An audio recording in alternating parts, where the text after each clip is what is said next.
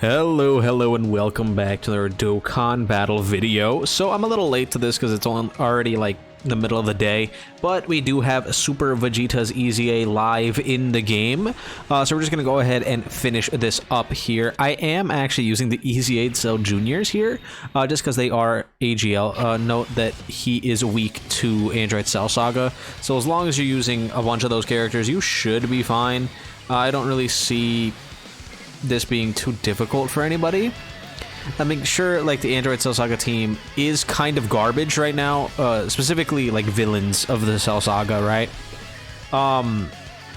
So like there's not really a whole lot of options, and considering that this guy has damage reduction to the majority of the actual Cell Saga units that you would want to use, you really want to make sure that you're using any extreme class characters, and then specifically like AGL or Int really is what he doesn't have any type of damage reduction to. So that's why I did kind of want to bring these guys, just because I feel like I'm not really going to get too many chances to use them. I might make a video on the Artificial Lifeform mission now that it's significantly easier with the 3 buffs that we just got. So I might go ahead and do that. I will make probably that after the Super Vegeta video today.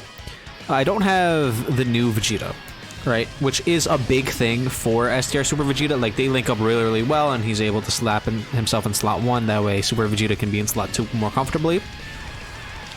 So that is something that would really like help him out a lot. I don't have him. I've been summoning. I've dropped, I think, 400 stones or more into the banner, and I've gotten literally nothing except for a Rainbow God Goku, which is like good, but it's not something that I really need. So I can't really do too much with it here. But in reference to Super Vegeta himself, right, I do think he is genuinely really strong. I know a lot of people are like, oh, he's not that good. Oh, Super EZA Dragon Fist is just him, but better. Kefla destroys this man. And it's just like, I think for a lot of people, right, they're not seeing the vision that I have in mind, because like a lot of people are like, oh, his guard only lasts for 5 turns. That's not really that good in comparison when you see how long some of the events have gotten, which I guess is true in some instances, mainly if for some reason you tried to bring this guy into the the movie boss rush, right? If you brought him in there, obviously he's not gonna do that well, but in the same vein, why would you bring him in there in the first place, right? Because he, as an STR unit, that final phase where you're going against Broly and he's doing 3 million damage supers twice, it's just incredibly risky for pretty much any STR character in general, unless you're Beast Gohan. So, like, I wouldn't have brought him in there even if he was ridiculous. The only way you would do that is if he was like a stacking unit, right? And he's not. What he is an incredibly powerful offensive character with solid defense who can work really well in a lot of the shorter content. Now, some people are like, oh, the Gogeta fight might be really tough for him in the blue zone because of how long it is. And to that I say, are we thinking about the same setups here? Because he is on a team, the Super Saiyan team, that is probably the highest damaging team in the entire game by far now with his inclusion, right? The new Vegeta is incredibly powerful, incredibly tanky as well, so you can sit in slot 1. And I'm thinking specifically if you're using the new Vegeta's team, by the way, which I can't do because I don't have him.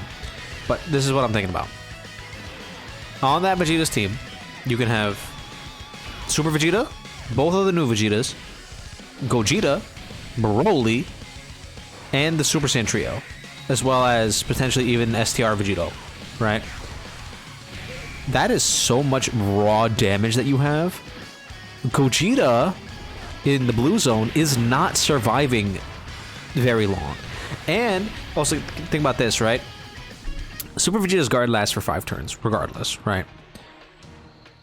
In the event that he starts in slots 2 or like in turns 2 or 3, you're going to have the guard up for 90% of the fight, and by the time you get to the part of the blue Gogeta blue zone that is legitimately difficult, like the ending phases, he could have his active skill. And you're also going to be able to pop 2 of the Super Saiyan Vegeta's active skills, as well as a taunt, as well as potentially having the Scouter up from STR Vegito, right? You're gonna have those things available to you.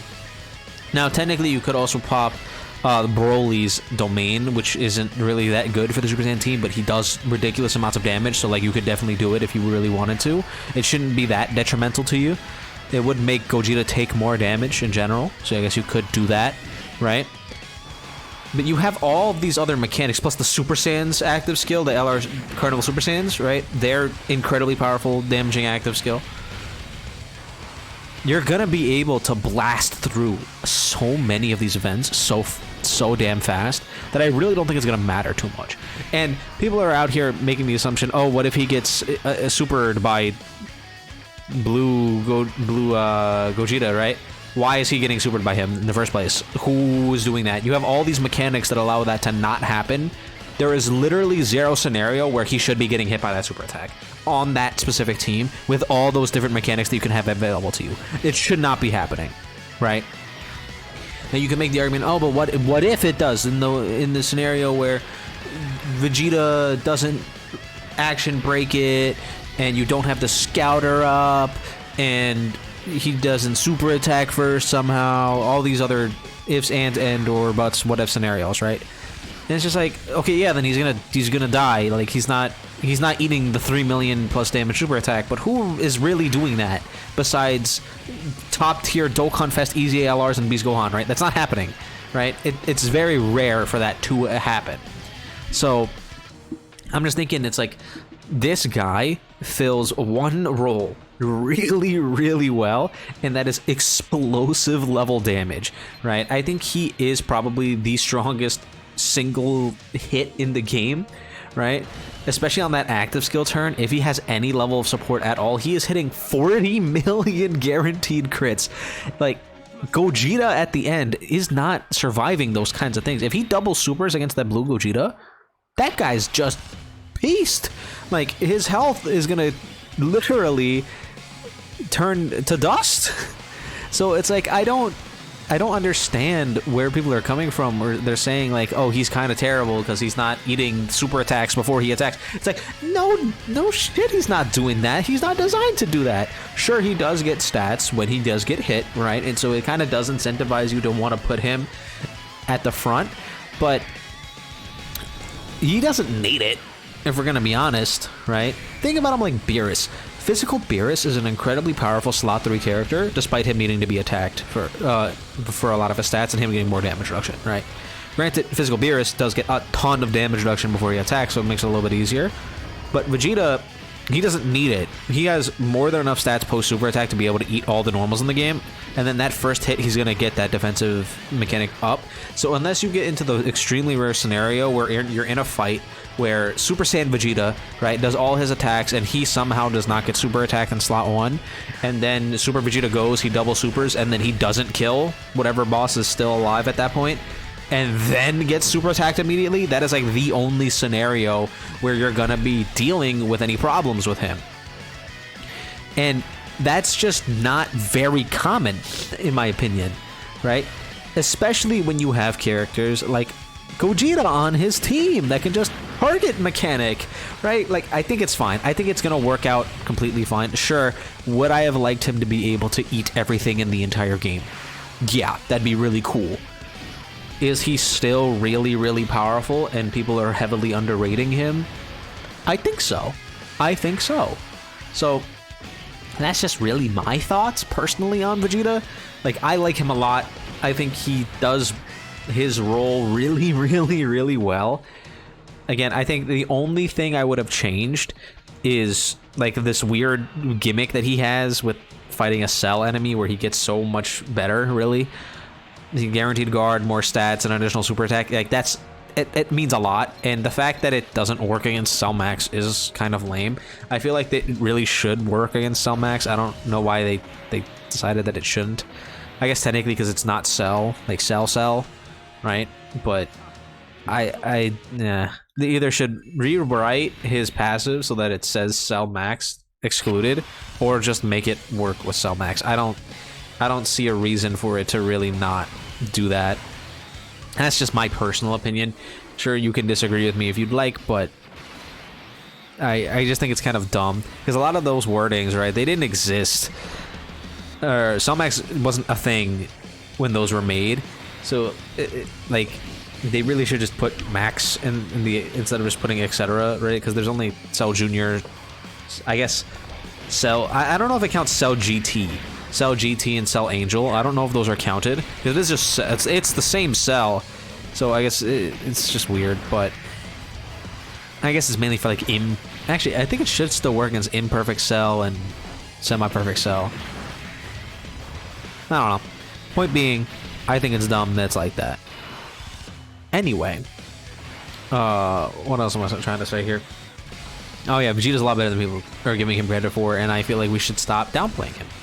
Is Kefla better? Probably, but like Kefla's really good, and they're on the same team with the Super Saiyan team. So like, you could just run both of them, and if you do run both of them and Super Vegito, that gives you access to Kaba for both of them, which is kind of nuts. Sure, Kefla needs orbs and to go to turn 5 to be giga crazy, but like, is that really that hard? Are y'all struggling with that typically? I mean, sure, it's not like guaranteed, but like, the boy Kaba is right there. He can change some orbs for you. So I don't really think it's that big of a deal personally, but again, who am I to say? I'm just a PNG that's popping up and down on the corner of your screen right now, so yeah, it is what it is. Now, let's go ahead and awaken him real quick, and then we will very quickly film another video going over him like in action. I probably will fight a Cell just because it makes sense to do that. That way we can see his like full passive being his full passive and going absolutely nuts or whatever. Again, I do not have the new Super Saiyan Vegeta, so we're going to be doing probably like the 200% Super Saiyan team and then just rocking with it there. So yeah, it is, but again, it is what it is. Is what I'm saying. I was going to be saying a lot because some people are really negative. And I know there's one guy out there, if you're watching this video, hello to you.